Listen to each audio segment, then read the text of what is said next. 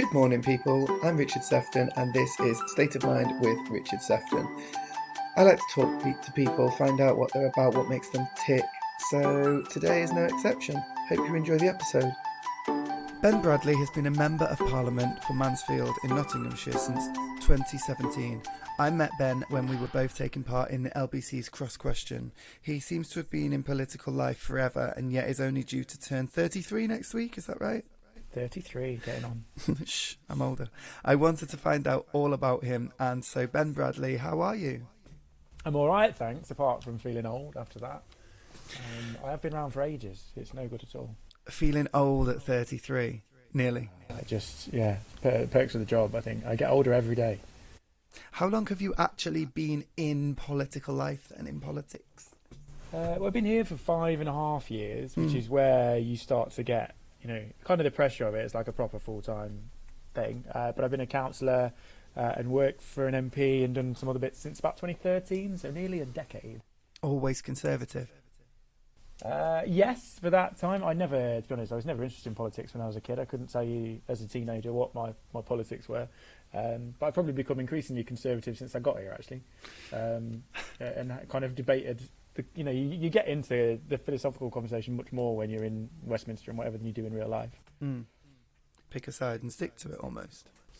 Yeah, well, I guess so. If only politics were that simple, right? Who knows what kind of ideological perspective any given government will come from at any given time. You could argue a bit about how conservative the current lot are, but let's not go there. Eh? Well, we, inevitably will do. What about your parents? What was their politics like? None, really. My dad was and has been and always been a copper, and my mum was the kind of civil servant, council officer, worked in public services. So we didn't talk about it. They were both, publicly had to be impartial from that perspective. So it was never a dinner table conversation. I was just a bit of a sports nut, to be honest, at home, and that was all we talked about. A sports nut? What sports particular?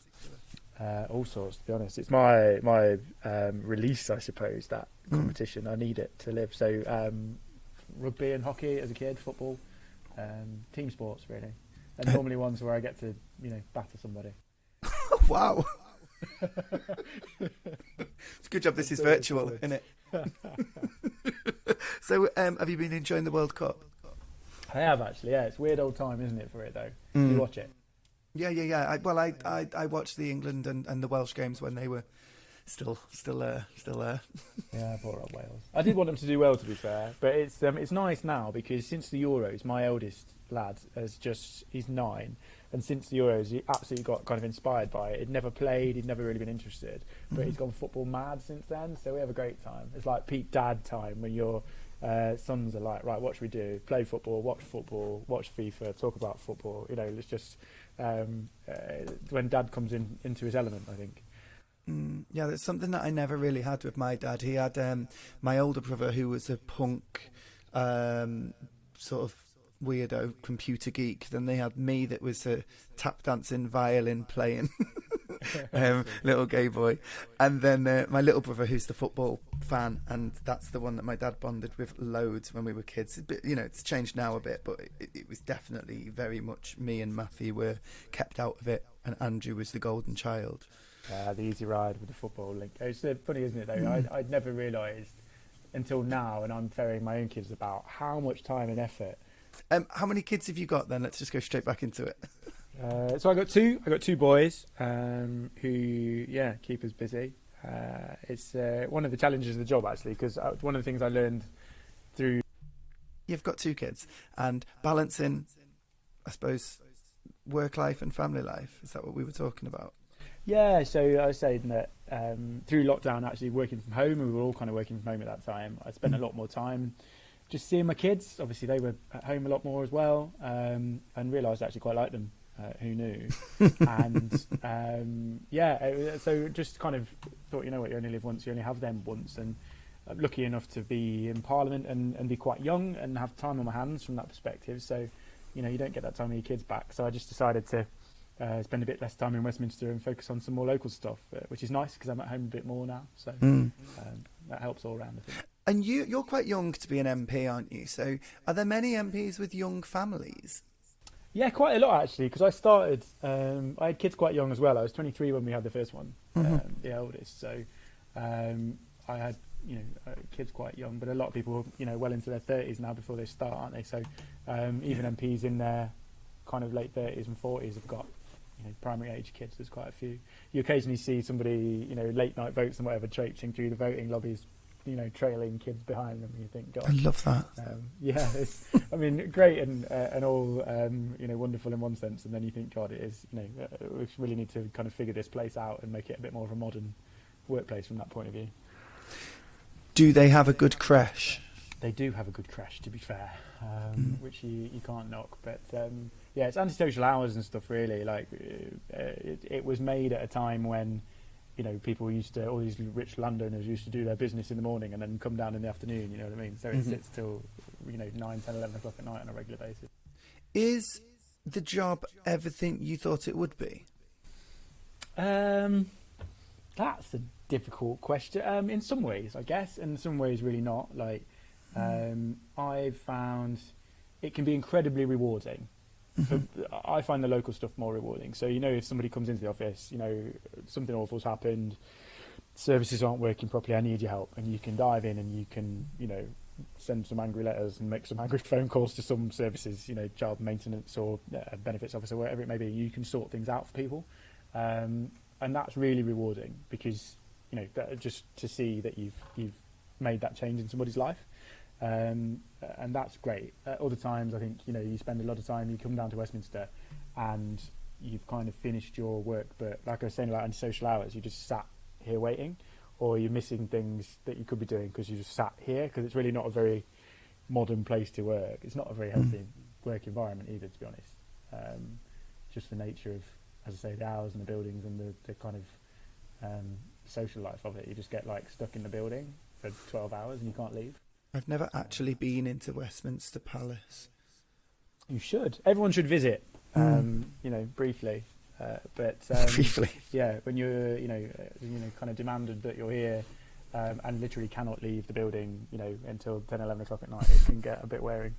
I want an invite. I've spoken to lots of MPs and some people that work there and stuff. But I have been invited, but I haven't made time. Actually, it's my fault, isn't it? Shocking. If you've been invited and you've not come, you've only got yourself to blame, really, haven't you? Do you know Claire Pearsall? Caroline Noakes. Caroline Noakes, I do, yeah. Her secretary, I think. Yeah. Yeah, I did an episode with her, and she invited me down, and I still haven't taken her up on it. No, well, come along. I'm inviting you again. There we go. Invite from Ben Bradley to beat me up. Scared of you now. I can manage without competitive sports for short periods. I can be competitive, but like a game of pool. Yeah, see, you spend too much time in the pub, that's the problem. That's about it. My wife's the same, thrashes me at all that stuff. Really, the only time I go into a pub is I'm in a band, and it's people say, do you want a night out? Fancy a night out? I'm like, I just had one, but it's literally working, doing a gig. That's it. But there was a pool table in the pub. I'm super jealous because I'm really kind of secret musical. I remember you said you sung Ed Sheeran, didn't you? Yeah, I sang our first dance at our wedding, and recorded it in a studio and something. It was one of the best things I've ever done. I really enjoyed it. But I'm one of those secret kind of guitarists for myself, and my God, nobody could ever hear this kind of people. So it was quite a relief, a release to be able to go in, record something and play it like that. It was really nice. Now, you say that nobody can hear. I would love for you to WhatsApp me over that recording later. Please. I wish I had. Probably got the audio somewhere. Do not tell me that you don't know where it is. Don't tell me that you don't listen to it at least once a week. Nice video. It was amazing. I did this lovely video with my best man, and we did a proper music video to it. And I can't find that anywhere for the life of me. But I've got the audio somewhere. How gutting is that you can't find it? I know. Just when you change phones or laptops or whatever, and all the stuff just disappears. So I'll have to fish it out from somewhere. You sound like very much a family man. How much has the job impacted on your family? It has a bit, yeah. I mean, some stuff you just get on with, don't you? So lots of people work away. It's not just MPs. Loads of people do or work long shifts and all the rest of it. So can't really complain about that. Kind of signed up for that. But that does have its challenges, as other people who do that will know. But I think the bigger stuff is more some of the other things that come with the job. So, you know, we've had some kind of difficult times with like security or threats or other bits that are quite hard, or sometimes even, you know, I actually live just outside my constituency, kind of a few miles up the road, and even there you still get, you know, direct kind of criticism from even like parents at your primary school who can't kind of separate, you know, I'm dropping my kids off at school from the politics. So some of that can be quite tricky to navigate. Like nasty comments, or just Yeah, never to your face though. You know, like you get messages or comments or tweets or things that, you know, it's like, I know that that's such and such's dad from year 4. And he walks past me every day and never says a word. And then he's like sending ranty abuse at me on Facebook. he won't after this podcast, will he? Now he knows you like beating people up for sport. Yeah, absolutely. I want to grab a headline with that. I haven't actually. Do you know what I did? Let's talk about that. When we did LBC, and I probably had the wrong impression of you beforehand, and I actually thought you were a really genuinely nice bloke, and I couldn't wait to do this episode with you, actually. But one thing that you did mention that day, I think you said something about your kids had been called Nazis or something, and I thought that's just not right. Well, it was nice to meet you, actually, because I often find that, and I get it loads, parents in the constituency or people who just go, oh, you know, you're not what I expected, like, you're actually quite nice. Like, and I just think, God, you know, when you read stuff, if you just like Google me and it's got like a list of the stupidest things I've ever said, or things that have been misreported or misinterpreted or used for political ends, and sometimes just because I've said something daft without thinking, and then everybody who ever looks for me, the first thing they find is like the worst things you've ever done, and then you get, you know, if we all got judged by the stupidest things we'd ever said all the time, then God, wouldn't the world be a horrible place? So everybody, I think, gets that impression of me, and then we have a chat. One of my favourite things was a parent at a primary school once. I went and did like the awards assembly on a Friday afternoon, you know, when they sit and like, oh, I'm in Gold Book or whatever, and you hand out the certificates. I was chatting with all the kids. They're the same age as my kids and stuff. So, and one of the mums came up at the end and just said, like, I've been really horrible to you, but actually you were lovely today, and I'll never be mean again, and I'll vote for and all the rest of it. You know, if only you could go and meet everybody, it would be really nice. But yeah, so you asked about my kids, and I went off on a massive tangent. That's fine. Yeah, so they got called. So somebody managed to get photos of them from somewhere, and tweeted loads of stuff about them being like they're like blonde and tall and whatever, you know, little Nazis. God, which was horrible. Yeah, they were about 4 and 6 or something stupid at the time. And then actually the same guy ended up making threats against my wife and threatened to kidnap my wife, which was quite difficult. Yeah, I'd imagine. Yeah. So the police went and knocked his door down and managed to find him. Turns out it was some spotty kid living at his mum's house. Jesus. Just obviously no concept of what impact his kind of words had had. It's easy to tap away from a keyboard, isn't it? But yes, and I've been guilty of that. I've been guilty of sitting on the other side of a screen and saying things that I wouldn't necessarily say to someone's face. I've now tried to change that, and I don't say anything that I wouldn't say to someone's face, but then I can be quite confrontational. In real life, just started screaming at people. Yeah. Face to face, yeah. You know, we're even doing legislation like right now as we speak about, you know, making things legal or illegal online, same as they are offline, same, you know, crimes in effect. It should be the same, right? Social etiquette online. If you wouldn't say it to somebody's face, then don't say it online. Absolutely. I get so sick of these anonymous accounts and, you know, no pictures on or anything, and they feel like they're emboldened to say what they want and do what they want because there's no sort of comeback.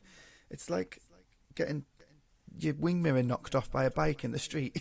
They can just drive off and then there's no comeback. Yeah, but then Ride off. Like sometimes it's worse the other way. You know, when I've had some run-ins with some proper like celebs, yeah, and then you just get into a battle of like who's got the most Twitter followers, and whether you're right or wrong is irrelevant because they've got 3 million followers. Yeah, and some of that stuff is unhealthy as well. You can't get into a debate anymore. It's just like pylons and stuff, isn't it? Yeah, I tend to do more blocking and muting these days than I ever did before. But I also think that it's very important to not sit in an echo chamber. So I try not to block and mute. It's just there's certain accounts that just say the same thing all the time. that I can't. Yeah, but I try not to because I want the balance of opinions from all different sides. But some people I just can't do it with. No, absolutely. And then even, you shouldn't have to put yourself through that kind of stuff, should you, at the end of the day? Like, the more you put yourself out, the more you get back, and there's an extent to which you kind of expect that, I suppose. But you get that from constituents sometimes, like I pay your wages, and therefore you must listen to every horrible, awful thing I want to say about you. And you shouldn't be able to kind of block or remove or anything like that. That's not how it's going to work, but I'm just going to get rid of you. So, with that in mind, and with what you've told me about that horrible guy as well, how much does this impact on your mental health? It can be a challenge. Like most of the just abusive stuff, you just think like you're an idiot, so ignore it or block it or whatever. But can you though? That I can, but the stuff that I find difficult is where, like we were talking about, when people have clearly made a massive moral judgment about you based on things they've read or things they've seen that just don't. I just sit and think like that is not me, and this person like hates me and has somehow, without ever meeting me, decided they hate me with a passion. I find that really difficult. Not least because, as we've talked about, very often the things that are written, are not representative of me on a day-to-day basis, or represent the worst things you've done, as opposed to, the kind of person you are. I find that really difficult to manage, just because, well, it's not nice to be hated in that sense, is it? It's not nice to feel like that. But I find ways to kind of combat it, I suppose. Sport. Sport, yeah, release, just try and go and do something else, take your mind off it. And it's like stupid stuff as well. I just sit at night and play Football Manager or something daft and just think about something else. Or I actually ended up for a while, it was quite when some of the trickier times, I suppose, when I have said something stupid, or when there's been something that's like been a catalyst to a load of crap from that perspective, I ended up doing like, those kind of sleep apps where you find some Irish lady who says like, breathe in, breathe out, and just kind of just try and like clear your head, because I was just struggling to sleep and whatever. But you find ways to deal with it, don't you? Does it always have to be an Irish lady? Always the Irish lady. Don't you think like that Irish accent adds like an extra 2 out of 10? I do actually love the Irish accent. Really, love the Irish accent. I spoke to a lady 3 episodes ago, Dr. Claire Hayes, and she's an Irish lady, an expert in anxiety. Maybe it's her that you've been listening to. Maybe she got some Spotify sleep podcast. I wouldn't put it past her. She's a very clever woman, and yeah, her voice was just gorgeous. Yeah. Take the recommendation. I'll have a Google. Absolutely, and she knows her stuff. Let's talk politics then for a bit. With the polls where they are at the minute, are you scared? Define scared. I mean, it's obviously not easy. Okay, let me reword that. How long do you want to be an MP for? Not forever. If you had the choice, I'd like to do it for a bit longer. I don't think it's healthy to be here for, people in the past have been here 30, 40 years. I also don't think that's healthy for starters, because we lose touch with the world. But I also don't think people would really want to do that anymore. Like, you go back to some people who were here and have kind of left, Ken Clark and people like that who've been here forever. It was a different world. Like, you came down, put your smoking jacket on, went for a cigar and read legislation, and there was no social media, there were no emails, there was no intensity to the job in the same way that there is now. And I just can't imagine people wanting to do that for your whole life anymore. But I don't know, I'd like to go on more. I'd like to be in government at some point, although I've decided to do local things for the time being. I kind of made that decision on the basis that, I'm 32 and I've got time to still only for a week in government at some point. Yeah, only for a week. That's the way it works at the minute. It's my turn to be Prime Minister middle of next year, 2 weeks. I meant you're only 32 for a week, but but what you took was even better. Perhaps I'm getting used to the most cynical versions of questions, right? I'm assuming there's a conspiracy in it somewhere. No, so, I don't know. I'll stand again. Would you have been in government if Kemi had become leader? I'd like to think so. But you make your choices, don't you? And I've chosen to go and I'm the leader of a council. And I do that because because it means I'm up north a little bit more, which is good for kind of family and balance. Absolutely. And B, because it gives me the actual tangible kind of levers in decision making to do things. 'Cause one of the things I found really frustrating about this place, you say, is the job everything you thought it would be earlier on. People think you can decide everything and do everything, and actually, as a backbench MP outside of government, you've got no power over anything. You can try and influence people with power, and you're in a position to, bring people together and try and influence, but you've got no decision-making power. So I kind of found that frustrating. I enjoy being able to go and decide something and invest in something or change something and see it and see the impact on my community, which is why I've found the council stuff really rewarding. So the options as well from that point of view. It doesn't fill me with fear, this idea of an election. Your seat's quite marginal, isn't it? It was. So in 2017 it was 1,000. I know it's creeped up. 16.5 now. Look at the by-elections. Well, yeah, that's the thing. So, I mean, mine was the single biggest increase in votes anywhere in the country in the last election. Went from 1,000 to 16.5. Part of me thinks if it can go up that fast, it can come down that fast. That's another way of looking at it. Yeah. But also in the back of my head, if I lose a 16,500 majority, then as a party we've just been absolutely thumped, and there's nothing that, there's 250 seats that will go before mine. So it's really hard to predict. Do you see that as a possibility then? It could happen. 2 years is a long time. It's going to be autumn of 24. I would have thought. I think in June 19 we were on about 19, 20 points in the polls, and then we won an 80-seat majority in December. So, things can change pretty rapidly. Massively, yeah. And 2 years is a long time. How many more prime ministers will we have had before then? Well, on the current 6-weekly cycle, trajectory, yeah. Quite a few, I imagine.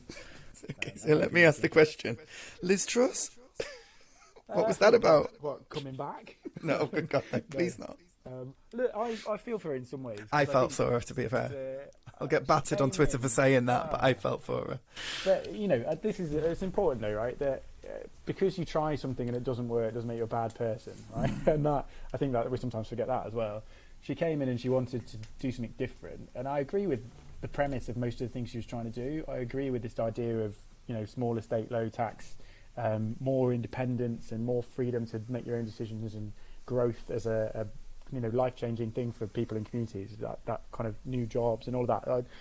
All of that's right. I think she mishandled it, which is really frustrating, not only for her, because, a lot of flack and everything that came from it. She's got young kids as well, right? So on a personal level, I imagine it's difficult. But actually, truthfully, because those ideas, I think, are really important, and it's damaged the ideas.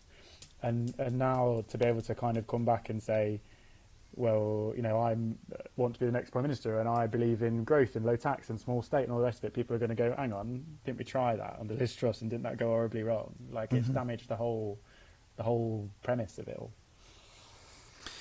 Yeah, it was certainly an experiment.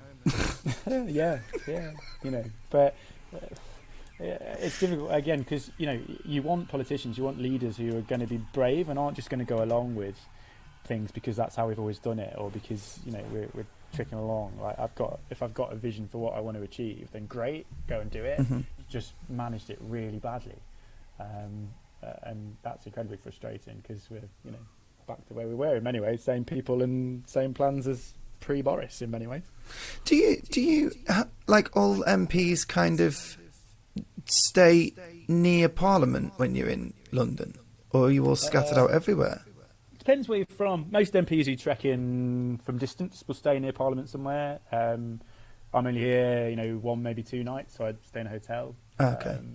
If you're here every night, you might have a flat, or it might work out cheaper to have a flat.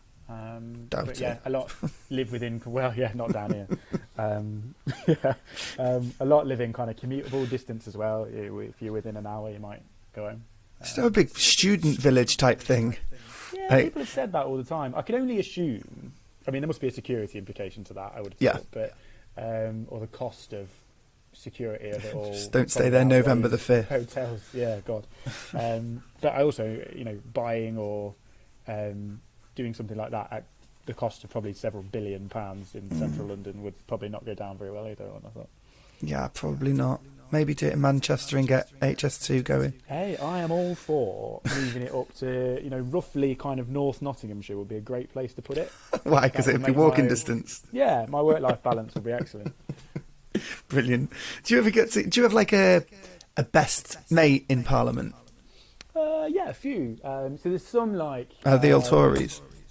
best mates, yeah, because you don't. I mean, I know and get on with lots of Labour MPs, but you know, hang about. Yeah,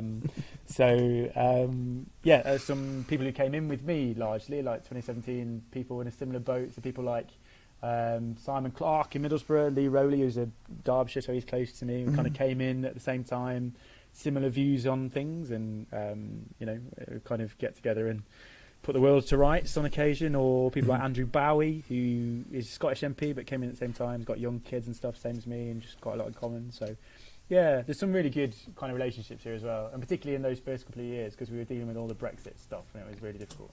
You kind of forged some bonds in chaos as well from that point of view. At that point, did you think, what the fuck have I let myself in for? That's exactly what I thought, yeah. It's like the world broke after that election, and it's just been constant chaos ever since. Yeah. I don't know. I take no blame for. I don't think it was my arrival that did it, but it feels like that sometimes. It could have been. Could have been. Who knows how these things, chain of consequences. It's not. But, no, the world's gone mad. But no, it was mad, and I would never have imagined, probably 9 months after arriving here, to be sat in the Prime Minister's office saying, like, you've got to go. This is ridiculous. Like, you've blown this. Having come in as a new MP, the idea that you'd be sat saying that to the Prime Minister within a year just would never cross your mind. It was such a chaotic time. It was mad. Yeah, it certainly makes you part of history, and that it makes you all part of history, and that is a massive thing that happened. And if you think before 2016, talking about the abuse that you've received and kids getting called Nazis and stuff, I don't think that would have happened pre-2016. No, I think there's the binary nature of the Brexit debate, I think, made for some kind of anger. You're either, I'm right, and if you disagree, then you're a horrible person, and that is kind of maybe where it started. But I think COVID's not helped either. I think my experience of correspondence and things is people are just much more negative than they were a couple of years ago, just as an outlook. Yeah. I don't know, maybe found the same thing, but I certainly feel like post kind of COVID and lockdowns and all of that, people just have a more negative view of the world. Okay. Matt Hancock. Yes. Did you receive any correspondence regarding him over the last received some month? correspondence regarding him, yes. Really? Yeah, not loads, to be fair, but it's hard, isn't it? Because on the one hand, it goes back to, are you an MP or are you a human being? And from an MP perspective, stupid thing to do, right? You can't possibly do your job from there. And, particularly because he was the former health secretary as the COVID inquiry was starting, I think it wound a lot of people up, and understandably so. But I do see, don't buy into any of the bullshit about I'm going to talk about dyslexia, but I think on a human level, the chance to talk about all of that on a more natural human footing, actually I think is done him good in people's minds. The idea that, Matt is personally to blame for COVID and things that went wrong and people who died. When I'm going to clip that bit out. Yeah, Matt is personally to blame. the idea that ... I'm joking, I won't. Isn't it? Don't you dare. But if you can look beyond, right? So he's somebody actually, along with all sorts of people in government, who would have spent 70 hours a week through that period trying to help people, and he wouldn't have got it all right, and some things would have gone wrong, and lots of people died because of COVID, not because of Matt. But that's the nature of, we like to point fingers or have something to kind of blame, don't we? If you die of cancer these days, it's the NHS's fault, not because of cancer. And I just think the chance for him to talk about that actually openly has probably done him some good, and maybe done politicians some good from that point of view. Possibly. I'm also wondering now if what we were just talking about things being very black and white these days, and you have to take a side, is it harder to concede anything from your side as well? I think there's a bit of it's harder to concede because you never get to make the detailed or nuanced argument, or it doesn't go anywhere, right? So for example, I got in a big spat with Marcus Rashford, which was jolly. Marcus Rashford's PR company, who runs his Twitter account, and they. But that was good watching the England games. Yeah, it was jolly. We have every time he scores, people look at me and go, "Oh." No. So, but we were About the free meals. yeah, but we were saying the same thing in reality, right? So he's saying we need to help more kids and give more kids food during school holidays during COVID. I'm saying absolutely, but free school meals is not the right mechanism to deliver that, because some kids will miss out for this reason, or the kids will miss out for this reason. We need to do something bigger and more flexible than that. And all that came across was Marcus Rashford wants to feed children, Ben Bradley disagrees, therefore he doesn't want to feed children. Whereas actually what I was saying was we do need to, but there are different mechanisms we could use that would reach more kids. And there's no nuance in it. There's no ability to put across detail, because everything has to be done in 140 characters. So you don't get to make that case. And it's almost like a battle of who's got the most Twitter followers, as opposed to what is the actual conversation we're having here. Yeah. And then it can be really difficult. In that case, you want to go back and say, actually, you're wrong, and this is what I mean, but there's no point, because you get drowned out by the kind of negativity about it. And then in other cases where actually you have cocked things up, it's really difficult to go back and say, all right, I've cocked it up, because in many ways you reopen it back up to, a load of abuse and stuff thrown at you. So sometimes it's better, if you get something wrong, to just keep your head down and pretend it's not happened, which is not a healthy thing either from a democratic point of view. But you can see why people don't want to hold hands up to things. Has that ever been resolved, though? Have you been able to reach out and actually speak to him or his people, rather than just Twitter? I tried to. I emailed him at the time. I have nothing against the guy. As I say, I don't know how much. He probably don't even know who I am. From that point, it's difficult, isn't it? Because, as I say, it's probably some PR guy running his Twitter account. So, nothing against him from my perspective. As I say, we were arguing for the same things, and it's just funny now. People go, "Aren't you that guy who said don't feed the kids?" When actually, I am the council leader who personally takes the decisions to implement all that stuff, and I'm actually. The version that the government implemented was my version, with the more flexible system, with the more local and flexible version of delivery. So we reach more because of you, result, because of the argument that I made at the time. How does that feel then? Try telling anybody that, it's mad, and that will never come across. Actually, in the end, what they did was free school meals plus giving councils some extra cash that was flexible, so you could fill the gaps and find and target any families that missed out on free school meals, which was exactly what I argued for and exactly what the government did, as a result of the fact that I argued for it. But if you ask anyone who was there at the time, they'll tell you I hate kids, which is, for the record, I do not. Yeah, I can cut that bit out as well.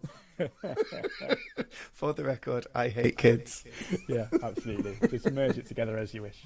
Now, I spoke to the Lib Dem candidate for the city of Chester 2 weeks ago, and he pulled me back to being a Lib Dem voter. Nearly. Not quite, but, he could have done. What would you say to try and convince me if I was to say to you I could never vote Tory? I have done it in the past, by the way. But shh. Yeah, well, I think that's really sad, and I guess the only thing I can really point to is results. In the end, is what will matter. Now, I'm as frustrated as anybody at the time that it takes to deliver things. But I, look at my own constituency. I don't know your area. I can't point to things in your neck of the woods, but certainly for my constituents, I would like to point at, the £20 billion clean energy investment we've just got that will Rob Roberts. Thousands of. That's Rob Roberts. That's your reason why, is it? It's a bloody good reason. Come on. Well, he's not a Conservative MP anymore. But look, so I would point to the positive impact of the agenda. So we've got hundreds of millions of investment in my neck of the woods that in time will become visible and apparent.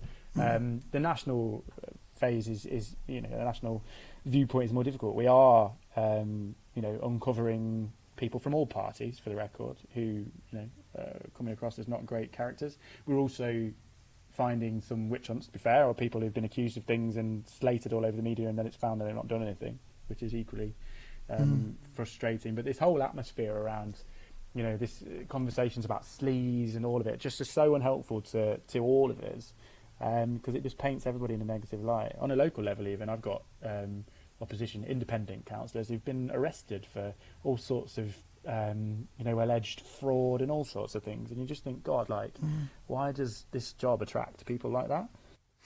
I suppose it's section of society. But then there's, if you see people from a public point of view, if I see people being able to get away with what seems like the most heinous of crimes, obviously it's not, and like seemingly nothing's done, then maybe if I was that way minded, I'd be thinking, yeah, I want to be over there.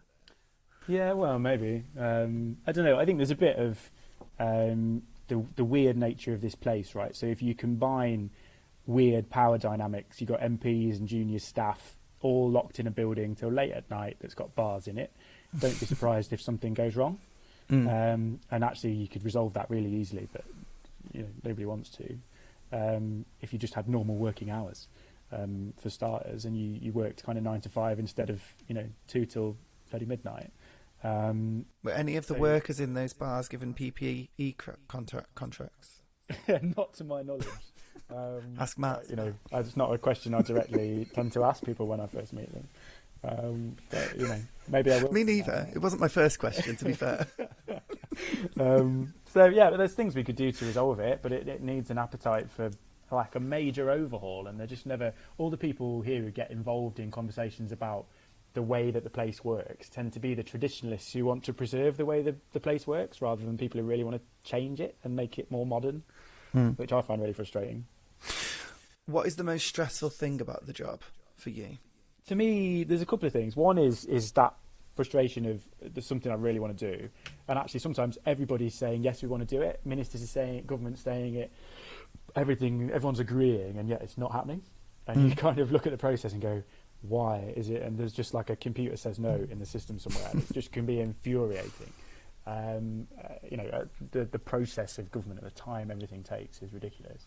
And then the other thing is probably what we were just talking about. When people have that just the totally wrong impression of you, and there's just no feasible way that you can overcome that, and you've just got to kind of sit and go, well, thanks. How would that sit if you were a people pleaser? And that is me asking, are you a people pleaser? Not really. It'd be really difficult if you want everybody to like you, as Boris found to his cost, right? You want everybody to like you, and you're all very jolly and and personable, brilliant character. I love him, but why? It comes with his problems as well, doesn't it? And all the reasons that he's potentially so great are the reasons that brought him down, because actually being that character and trying to please everybody leads you to make decisions that are poor, and leads you to do the wrong thing. So you can't be that right in this job. You've got to take decisions that are practical and deliverable and the right thing, not because somebody's asked you and you want to keep them happy. Actually, one of the most refreshing things that Liz Truss said was, I'm willing to be unpopular in order to do the right thing. I mean, she went a bit overboard on that. Wait, she won. She won. Yeah, she won at being unpopular. She did win at that. I'm not sure that's what she meant when she said it, but actually, I thought that was quite refreshing. To just, this is what I believe in, and I'm going to do it, even if the Daily Mirror tell me I'm an arsehole. I think it's quite a healthy attitude. Well, I heard someone today talking about Keir Starmer's plans for the Lords, and saying that he's changing something that would actually be to his benefit if he didn't change it, and that's quite admirable. Or he wants to, change it. What, to his benefit in the sense that it's weighted towards the opposition, the Lords? He could pack them out with his people, like I think Tony Blair might have done. Yeah, we all can't we, if we want to? I mean, the Lords there's a use for it as a place, because it scrutinises legislation, and that's important. Right? MPs debate stuff and get into the high level, but the Lords look at the detail and the impact of what every bit of legislation says, and that's really important, or we'll make even worse laws. Now, I do quite a bit for mental health. Is there any chance you can put my name down? For the Lords, for anything, give it a go. For, quite just a long mind the waiting title list of people who've had COVID contracts and stuff. Is there now? It's a joke for the record, Richard. That bit's getting cut out. The joke bit. Really enjoying this chat, but don't worry, I won't keep you too much longer. It's been really nice getting to know the real guy behind the food snatcher. Yeah, that'll be on my gravestone. Oh God, don't. So back to what I was saying before about how long you'd like to be an MP for. Are you thinking that you might lose your seat? It's always possible, and I think if you're ever in a place where you don't believe that could ever happen, then you've been here too long. You know, I've got a decent majority, but it could go easily. I think there's a real practical implication on a personal level, right? Regardless of people's views of, you know, oh, we'll elect who we want and it's democracy and all the rest of it. Absolutely right. On a personal level, obviously, it's your mortgage, isn't it? You know, it's your livelihood. So of course, you're always worried about it. And I'm not somebody who's come from money, right? When I got elected as an MP, my salary like doubled overnight. So I can work out your salary before. It's still quite all right. yeah, well, it was all right, but it's not like, you know, I've come from some business where I'm a millionaire and I'll go back to it. You're not, yeah. You know, I'd have to find another career. And particularly, I mean, it maybe seems crass to say, but actually, if I leave this job and I apply for other jobs, and the first thing people see when they Google me is all the worst things I've ever done on Wikipedia, you know, how employable are you? I see your point there. So start doing some good things. It is tricky from that point of view. Yeah, I bet it is. So that must be a fit. Well, there's a few jumping ship, aren't there? Like, I was going to say some of the 2019 intake, but there's also Sajid Javid and stuff that are saying that they won't run again. I think some who've not been here very long and quite a lot of people find it's a real shock to the system and not what you thought. And I think if you don't make good relationships and you don't have things outside of Parliament that kind of keep you grounded, then you can easily get lost here. And I've had, you know, friends who've ended up in a really difficult kind of place mentally from just being here, who've then left and just said, you know what, sod it, it's not worth it. But equally, people like Sajid, I think, have just had a career, you know, been as Secretary of State in about every department, Saj, I think, over the last 10 years, and will move on and do something else. I mean, there's much to read into it. It's just kind of had his time, I suppose, and fancies a different challenge. What makes you cry? I'm more emotional than I let on. Did you know what made me ask that question? I was going to ask you, how does it feel on election night to win an election? And I thought, you know what, if it was me, I'd probably cry. So that's what made me ask that question. I don't think I cried at the time, although I probably wasn't far off. The thing, I've never been more nervous in my life, though, than that first one, because we were meant to win. But the thing that makes me cry, I'm more emotional than I've let on, in that since I've had kids, absolutely anything to do with, like, kids kind of in pain or whatever, like stories about such and such has lost their child or whatever, all of that, just, I can't help myself. I'm like bawling like a baby. And I think it's just, you know, when you reflect on what that would be like in your own life with your own children, that really, really upsets me. Well, that's empathy, isn't it? That's something that you probably get accused of not having any of. Tories have empathy. You heard it here first. Well, absolutely. Can you just say no? So you can cut that out. I need to avoid using that word for the rest of the thing now. You've said it at least a few times. I'm sure you said no to Liz Truss, no to Boris Johnson. Oh, what about Rishi Sunak? How do you feel about him? What about him? How do you feel about him? You can't really slag him off because he's the current headmaster. I was going to say that. Headmaster, yeah, same scary. He'll never make me a prefect. I think he's the right person for the time. I think we've had chaos for months, haven't we? Really, since the spring. And Rishi's somebody who can come in and just steady the ship. And I think there's a lot to be said actually for just not having chaos for 6 months. When we get to the end of that, I'd like to see a properly kind of traditional small c conservative vision for the way forward, because I don't believe that, you know, ever more spending and whatever is actually sustainable, even in the medium term. It needs to be a different plan.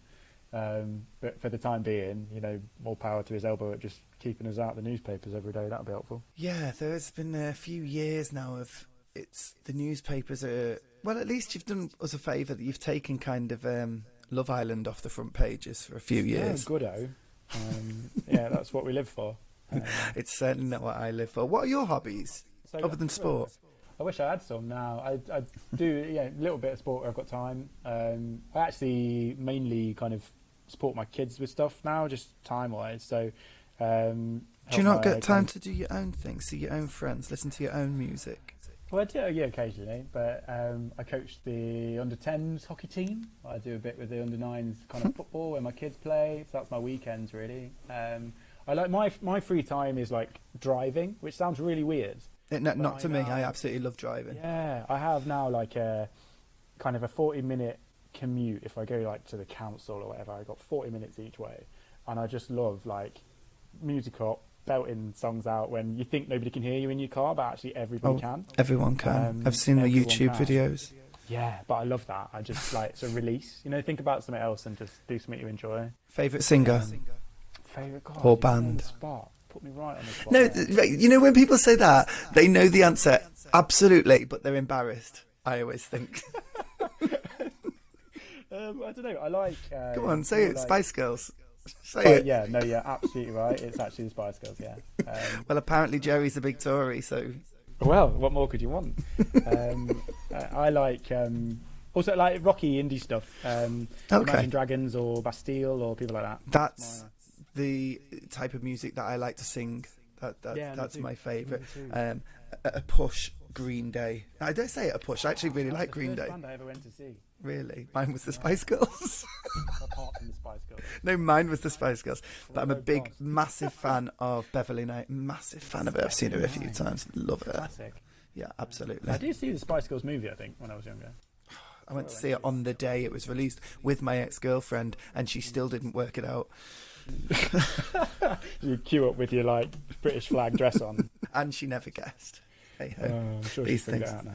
Well, I hope so. I've been round to her house. I've met up with her a few times with my partners over the years. Thank you very much for joining me today. Really enjoyed getting to know the school meal snatcher and finding out what he's really like. Dark and satanic. Dark and satanic, exactly what you want from your Tory MPs. That's what you vote for, yeah. 100%. Do you know what? It's been an absolute joy talking to you, and thank you so much. There's a lot of editing going to have to be done. Oh, yes. Listen, have an amazing birthday next week. Don't worry about being 33. Worry about getting to your 40s like me. Depressing, isn't it? Shh. Hey, at least you've done life. At least you've got your kids and stuff. I've got a couple of badly behaved dogs and 2 loud budgies. Plenty of time. 40 to new 30. Yeah, tell that to my receding hairline. Right, take care. Have a lovely birthday. Thank you very much again for joining me. And as much as it pains me, I wish you luck in the next election. Bless you. I'll take that with me. I will see you when you take up the invitation to come for drinking Parliament. Oh, you didn't say drink. I'll be there in 20 minutes. See you soon.